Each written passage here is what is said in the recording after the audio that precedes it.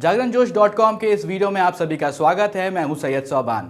इस वीडियो में हम जानेंगे कि आज के करंट अफेयर से क्या कुछ सवाल बनाए जा सकते हैं, उनके सही जवाब क्या होंगे और उनसे रिलेटेड कुछ की फैक्ट्स के बारे में भी जानेंगे। तो चलिए शुरू करते हैं पहले सवाल के साथ। केंद्रीय वित्त मंत्री निर्मला सीतारमण ने हाल ही में बताया कि नकदी संकट से जूझ रही बिजली वितरण कंपनियां, जिसको कहते हैं डिस्कॉम्स, उसमें कितने करोड़ रुपए की नकदी डालेगी केंद्र सरकार। इसका जो सही जवाब है वो है 90,000 करोड़ रुपए।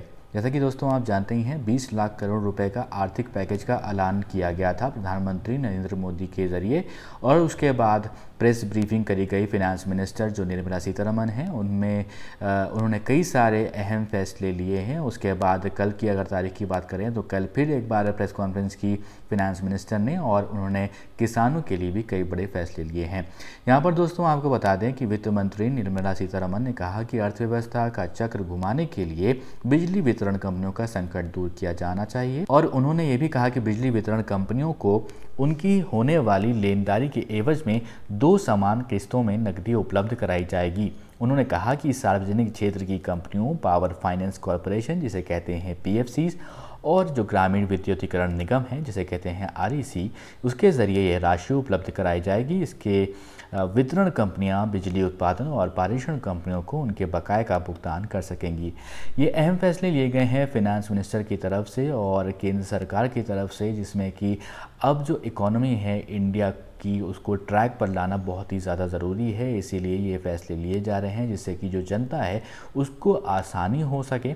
और यहाँ पर जैसा कि आप सभी जानते हैं, कोविड-19 की वजह से लॉकडाउन है और अभी भी जो आशंकाएं जताई जा रही हैं, यानी 17 मई के बाद भी लॉकडाउन शायद जारी रहेगा। लेकिन जिस तरह के रूल्स लॉकडाउन 3 में थे, वैसे लॉकडाउन शायद लॉकडाउन 4 में नहीं होंगे। वैसे रूल्स की बात कर रहा था मैं, तो वैसे रूल्स लॉकडाउन 4 में नहीं रहेंगे। ये जो है अंदेशा प्रधानमंत्री मोदी ने जब संबोधित किया था देश को, ये तभी बता दिया था कि लॉकडाउन 4 होगा, लेकिन कई नए रूल्स होंगे। उसके जो रूल्स होंगे वो 18 मई से पहले पहले आपको पता चल जाएंगे, केंद्र सरकार की तरफ से जारी कर दिए जाएंगे। लेकिन एक बड़ी बात यह है कि जो इकोनॉमी है उसे ट्रैक पर लाना है, तो उसके लिए एक बड़ा ऐलान किया गया था, और इस ऐलान में कई सारे इम्पॉर्टेंट जो स्टेप्स लिए गए हैं केंद्र सरकार की तरफ से, उसके बारे में जानकारी दी गई है। अब बढ़ते हैं अपने अगले सवाल की तरफ। किस राज्य सरकार ने प्रशिक्षित युवाओं के लिए रोजगार, स्वरोजगार के अवसर पैदा करने के और कौशल विकास के अवसरों की पेशकश करने के लिए होप पोर्टल लॉन्च किया है। होप अंग्रेजी का शब्द है, उसे कहते हैं आशाएं। उसका मतलब यह है कि आशाएं, लेकिन इसका जो फुल फॉर्म है वो है हेल्पिंग आउट पीपल एवरीवेयर। तो ऐसा करने वाला जो राज्य है वो है उत्तराखंड। उत्तराखंड ने इस पोर्टल का शुरू किया है जिसका नाम है होप, और इसका फुल फॉर्म है हेल्पिंग आउट पीपल एवरीवेयर। तो यहाँ पर दोस्तों आपको बता दें, जो मुख्यमंत्री हैं त्रिवेंद्र सिंह रावत उत्तराखंड के, उन्होंने सचिवालय में मंत्रिमंडल के साथ होप जो पोर्टल है उसका लोकार्पण किया। और इस पोर्टल से क्या होगा उसके बारे में आपको बता दें, तो उत्तराखंड में रहने वाले उत्तराखंड के जो लोग हैं वो इससे जुड़ सकेंगे, और बाहर जो रह रहे हैं, काम कर रहे हैं, जो प्रवासी भी हैं, वो भी कनेक्ट कर पाएंगे। राज्य के कुशल अकुशल युवाओं का एक डेटाबेस बनाया जाएगा इसके ज़रिए, और उसके आधार पर रोजगार स्वरोजगार हेतु अवसर उपलब्ध करवाने के मकसद से ये पोर्टल लॉन्च किया गया है। जैसा कि आप जानते हैं दोस्तों, लॉकडाउन के कारण जो प्रवासी हैं, जो माइग्रेटी लोग हैं, जो दूसरे शहरों में जाकर काम करते हैं, ये देखा जा रहा है कि जो दूसरे जगह पर जाकर काम कर रहे थे उनके काम छिन गए हैं, किसी की नौकरी चली गई है, किसी के रहने के लिए कोई जगह नहीं है। तो अब ऐसे में क्या हो रहा है, ऐसे में जो प्रवासी हैं वो वापस अपने घरों की तरफ लौट रहे हैं। तो उत्तराखंड सरकार ने यह कदम उठाया है। जो उत्तराखंड में रह रहे हैं ऑलरेडी, जो बेरोज़गार हो गए हैं या फिर जो बाहर से आके वापस अपने घरों में रुके हैं, जो बेरोज़गारी बढ़ती जा रही है उसको कम किया जाए, तो उसके लिए एक डेटाबेस तैयार करने की बात कही गई है। इस डेटाबेस को तैयार करके उसके बाद सारी उसमें डिटेल्स रहेगी, जिससे कि जो राज्य सरकार है वो एक नौकरी जो है वो सही ढंग से सही व्यक्ति को उपलब्ध करा सके।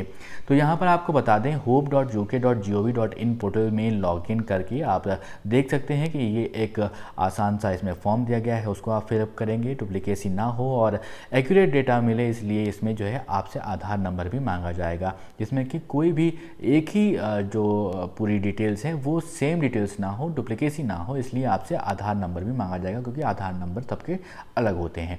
पोर्टल के माध्यम से उत्तराखंड के ऐसे युवाओं को डेटाबेस तैयार किया जाएगा जो विभिन्न राज्यों और उत्तराखंड में काम करने वाले या फिर अभी बेरोजगार हैं, उनकी स्किल प्रोफेशनल हैं, उनकी एक डेटाबेस तैयार करके जो है इससे क्या होगा, नौकरियां देने में आसानी होगी।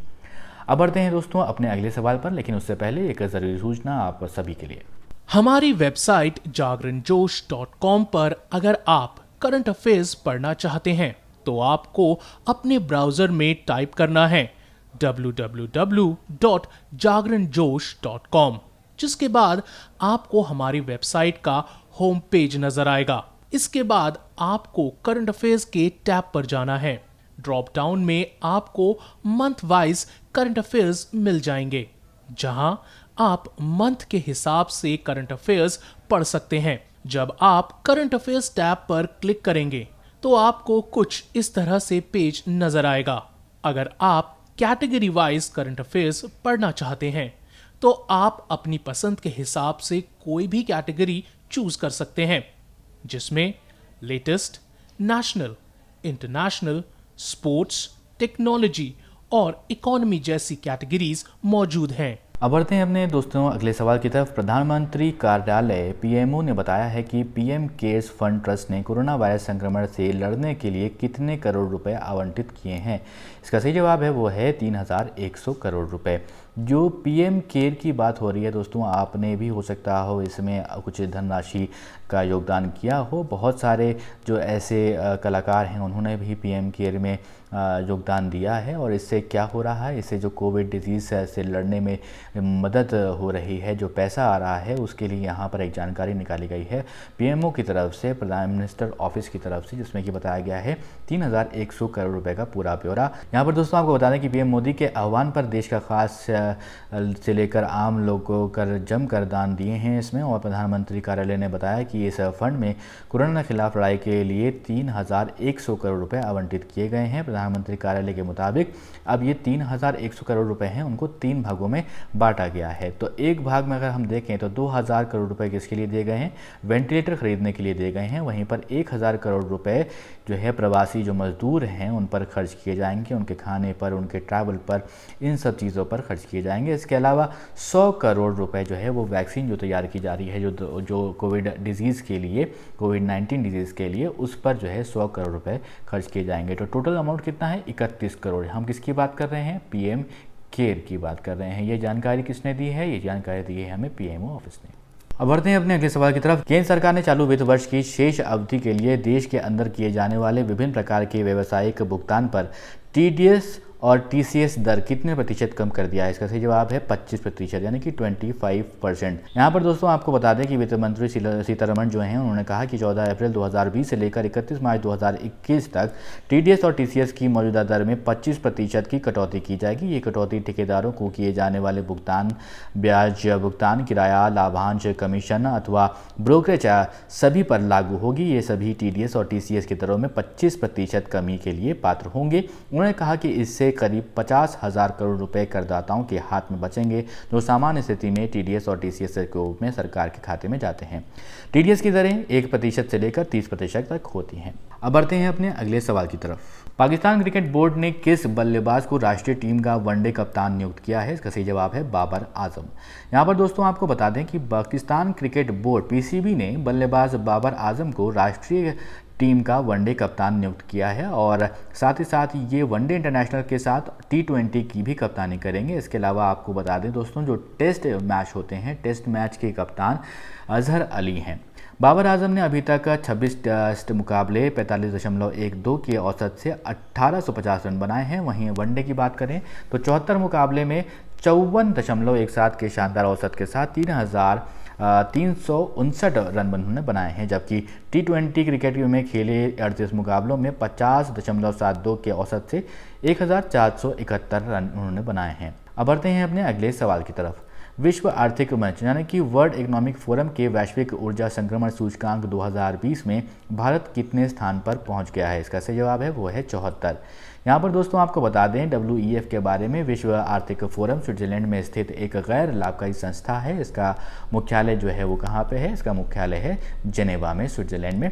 और स्विस अधिकारियों द्वारा इसे एक निजी सार्वजनिक सहयोग के लिए अंतर्राष्ट्रीय संस्था के रूप में मान्यता प्राप्त हुई है। इसका मिशन विश्व के व्यवसाय, राजनीति, शैक्षिक और अन्य क्षेत्र में अग्रणी लोगों को एक साथ लाकर वैश्विक, क्षेत्रीय और औद्योगिक दिशा तय करना है।